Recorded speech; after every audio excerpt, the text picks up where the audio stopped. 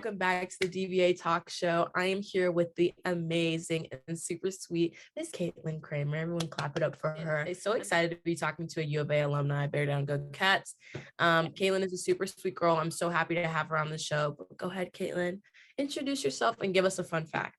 So hi, everybody. My name is Caitlyn Kramer. I am Miss Sierra Vista 2023 within the Miss America organization. Fun fact about me is I am U of A alumni, but I'm actually also working on my master's in psychology with an emphasis in life coaching through GCU. Wow. Traitor. Just kidding. You're achieving your dreams. Right. Absolutely love having U of A people on the show. We can always relate to each other. Caitlyn has been a part of my life for years now, since I was a preteen and she was a teen. Yes. Always been a mentor. Absolutely love her. What is your business and what do you do for a living? Yes. So I currently work as a foster care and adoption specialist with the Arizona Children's Association. So pretty much what I do is I help families get licensed to be foster parents. But I also help people with the home assessment process, which is a big chunk of the process when it goes to adopting children. And then I do courtesy supervisions, which is just checking in on kids monthly to make sure everything's going well, that their needs are being met. I also work as a teacher, a high school teacher, teaching freshmen through seniors. And I work in the ILC, which is pretty much where students have a bunch of online classes. So I kind of help with every subject, but I also teach student council at the school. So putting on school events, which is a lot of fun.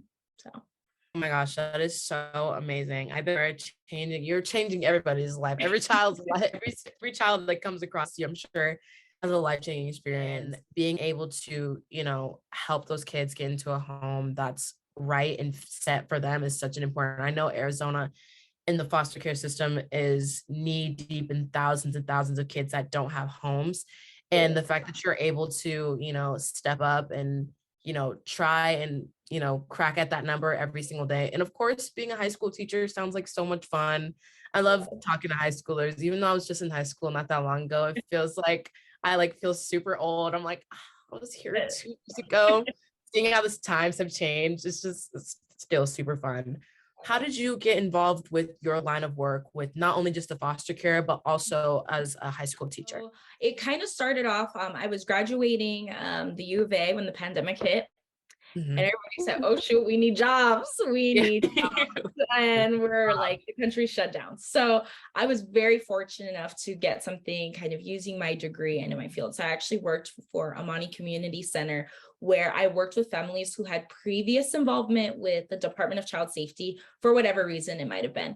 And pretty much I would sit down, work with the families and kind of come up with like a game plan or figure out what their needs were so that they didn't end up back with having a case with DCS. And then my opportunity came up with Arizona Children's Association. I was working with kids ages 16 to 21 who were in foster care and they were getting ready to transition into adulthood. So every kid that's in the foster care system, when their 18th birthday hits, they have to make a choice on whether they want to go ahead and leave the system and kind of just be on their own, or if they want to do extended foster care. And what that kind of looks like is they could still be with a placement or be in a group home or a semi-independent living home, but they're still getting assistance from the state. Or they can just say, I'm going to just be on my own. And in that case, for those kids, we want to kind of prepare them for life because a lot of those kids don't have those supports or kind of behind in those steps. So I really loved working with that. And then I switched over to the HACS and ICPC side, which is what I'm kind of doing now. And then this other opportunity came up because I don't live too far from the school that I work at. And I was like, I'm going to do some research on this school. So I kind of looked them up over the summer and I saw that they had some positions open. And I was like, all right, maybe having part-time, they saw they had part-time positions. So I was like, maybe a part-time job wouldn't be too bad. Like, let me just try this out. And I really end up loving it. And now I'm also transitioning into like a social worker position within that school too, because of my experience previously. So it's all just super cool and it all connects. But I think my biggest drive is just like love working with kids. I always loved that. And I feel like that's kind of like what I'm called to do. So I'm sure it's so rewarding, like seeing those kids grow up and gain the tools and the skills that they need to be a successful adult. Because even I'm semi-mentor to some kids, and not just in the pageant world, but of course, like through journalism and stuff like that, and seeing them grow and learning how to do things on their own is just so rewarding from like an outsider perspective. So I can only imagine how you feel, especially as a teacher and someone who's working with foster care. I bet that is just so rewarding, and it's such a blessing to be able to see those kids really grow and really shine and just be themselves. Yes, I love it. But what is one thing that you gain from teaching and mentoring? I think my biggest thing that I gain is when a kid realizes their potential. I think with both lines of work that I do, I think the kids are, words are really powerful. And sometimes you don't think about the things that you say. And especially to our youth, it's so important that we watch what we say to them. And they've been beaten down so many times in terms of just like being told like, oh, like those are the bad kids. And like, no kid's a bad kid. Like every kid has struggles, every kid has challenges, but no kid's a bad kid. Using terminology like that can be really harmful, and can kind of get kids thinking like, oh, maybe I'm not smart. Maybe I can't do this. So when I'm working with kids and a kid kind of realizes their potential or realizes that they could do something, that transition is really special. So I get a lot out of that because I know that I really am making a difference because I can see it in these kids. And a lot of my kids sometimes get annoyed with me because they're like, I really don't want to do this, or they're like, oh, I can't do that. I'm like, yeah, you can go back and do it and come back and find it. Like, oh, I can't. Yes, exactly. And then they do it and they're like, Miss, you were right. And I'm like, yes, I was. So I was. just so cool just seeing them like realize who they are and realize their potential, because every child has potential. It just takes certain people to believe and to support that child to get them Being there. able to encourage those younger kids to really believe in themselves and to believe in the aspirations that they say to themselves is, once again, like we've said it before, so rewarding to see that light bulb come on and see like, you know what, like I can empower myself to make sure that that energy radiates off of me. And when someone else asks for my help and I'm able to help them too, I love being able to like give the tools to kids so that they can give it to somebody else, and the pattern repeats until everybody around them feels empowered and enlightened. How have you been able to identify strengths in yourself, not just your career, but in yourself? I think pageantry has been a big part of that. And I know that you can for sure relate to that. I think pageantry is really powerful. And, as a kid, you're just doing it because it's fun and you get to be with your friends and you get to wear a nice dress. And it's just like, oh, this is so much fun.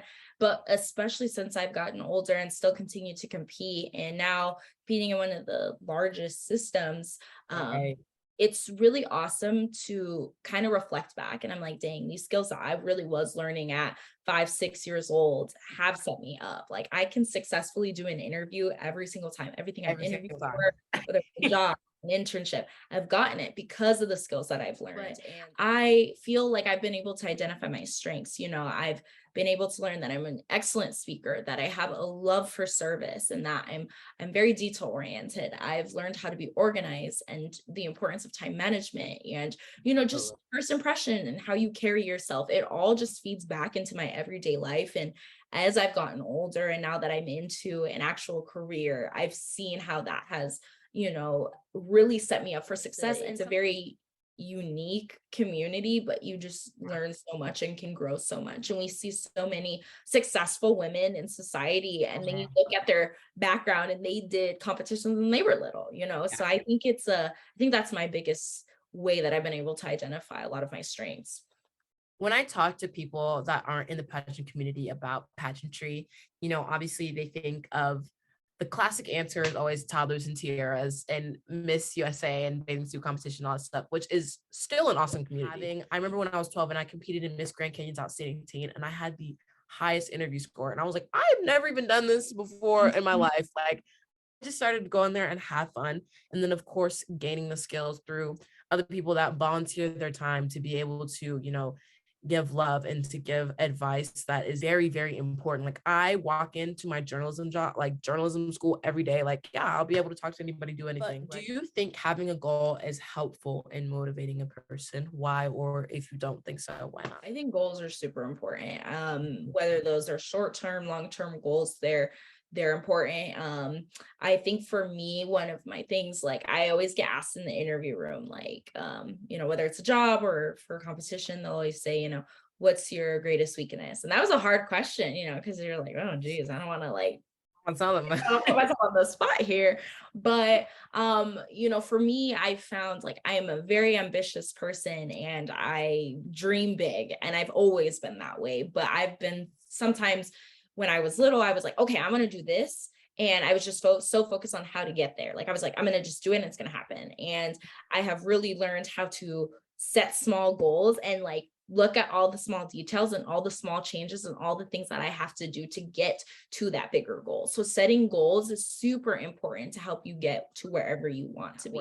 Any dream or any goal is totally possible, but it takes hard work and dedication. It can be really hard at a certain age to try to encourage people to have goals because of something that may have happened or something that they don't think can happen. But once again, we're super rewarding, and being able to achieve those goals, no matter how big or small they are, I know is an important, very important part to achieving those goals and those dreams. And what do you do to keep yourself motivated and interesting while you're teaching and you're mentoring? I think with anything, I always try to remember my why I'm doing everything that I'm doing. Whether that's with my title, whether that is teaching, whether that is my other job, I just always remember why I started this in the first place. I recently had an interaction when it came to my title where I was like, I had events that I was going to, and I had a really busy work week, and I was going to this event and I was having lots of fun, but I was like, man, I am just so tired. And like sometimes I was like, this is hard, and it's a long drive and things like that. And I had an interaction with a mom, and she had her daughter with her, and her mom brought her little girl over, and we were just talking, and her mom looked at her and said, Miss Sierra Vista looks like you. That could be you one day. And like instantly I was like, that is why I'm famous. Why I do That what I do. was why I was like, okay, this is why I am here. So I've had so many of those moments, and I just think back to that where things are hard, or with school, going to school full time, I'm like, man, why am I doing this to myself? I remember, I'm like, I have bigger goals that I want to accomplish. Right. So you just sit down and write this essay and get it done, So it's just finding out what your why is. Why are you putting in this effort and energy? Why did you start this in the first place? And reminding yourself of that, that'll keep you motivated towards your goals. The little girl, Yeah. seeing like little kids just like at like community events when you have like your crown and banner on, and they're just like, look, like it is so touching to like, because we used to be those kids, like, and now that the roles have reversed and they're the journey is continuing, like knowing that you've inspired them to like, try something new, like no matter how young they are. I mean, I remember when I saw my first pageant queen, like, and I was like, yep, that's definitely what I want to do. Like even though when you're 6, you're like, I just want a crown and a sash. Right. Like I know what I'm here for. But obviously like now, like being able to reciprocate that and, seeing those kids, it just like, that will never, ever, ever get old. Like seriously, we have pretty similar whys, growing up in Arizona, being African-American, very, very difficult, especially sometimes in the pageant community. It can be very tiring to be the only one or one of the only ones. And then being able to go out into your community and serve people who are less fortunate, and being able to do the things that you do and still being able to motivate those other small little African-American girls, it's so rewarding. That's exactly why I do what I do. Being able to lead that pathway into success, being like, I was once feeling like I can't do something because of my skin or my hair or my eyes or whatever the case may be, or my personality. I mean, being tall, I was like, I can't really do that because I'm tall. Like, come on, like, let me show you this. Let me show you something real quick. Like, don't do that to yourself. Like, I remember like a couple months ago, I had an appearance and I wore my Doc Martens. And I'm like really big on like rock music and like punk rock, like love doing my stuff. And I like draw on my shoes. Like I'm pretty transparent about how much I love music and everything like that. And this little girl was like, oh my gosh, mom, she has on Doc Martens, but she has on, I was like, hold on.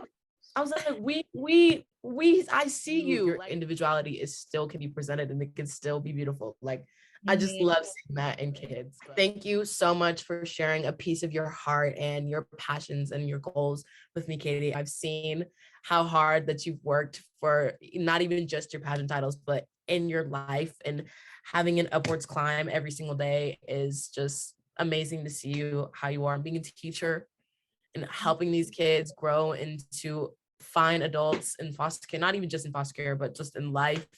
And I absolutely I can't wait to watch you at Miss Arizona in June, the very end of June, right? Yes, June. I'm so excited to be able to go back and now watch you compete. I'm so excited. Everyone, you make sure you follow Katie on social media. I will link it in the description below. Thank you so much, Katie, for your time, and you guys have a great rest of your day. Bye.